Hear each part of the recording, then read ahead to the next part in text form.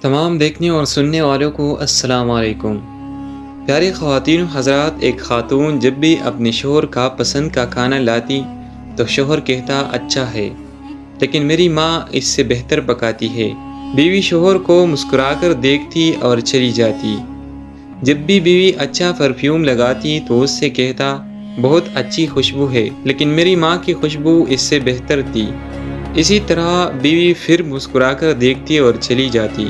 اسی طرح اس خاتون نے ساری زندگی ایسے ہی الفاظ سن کر گزارے تھے، ماں کرتی ہے، ماں کہتی ہے، ماں کا پرفیوم اچھا ہے، ماں کا کھانا پکانا وغیرہ وغیرہ۔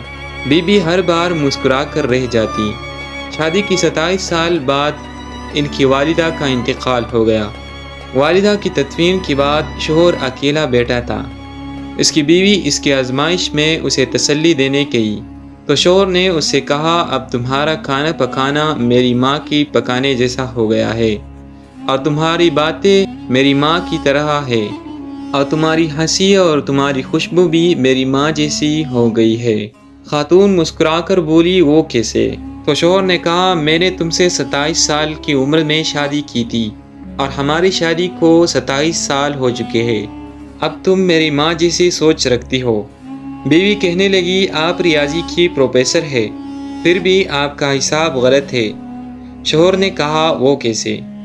بیوی کہنے لگی میں جب تک زندہ ہوں آپ کی ماں کے برابر نہیں بن سکتی، ان کی 44 سال میری 27 سال کے برابر نہیں ہو سکتی، اور جس کی قدموں کے نیچے جنت ہے میں ان کی برابر نہیں ہو سکتی۔ ناظرین، امید کرتا ہوں آپ کو یہ ویڈیو پسند آئی ہوگی۔ اگر ویڈیو پسند آئی تو ویڈیو کو لائک شیئر ضرور کر دیجیے گا، اور ہمارے چینل کو سبسکرائب کر دیجیے گا۔ شکریہ۔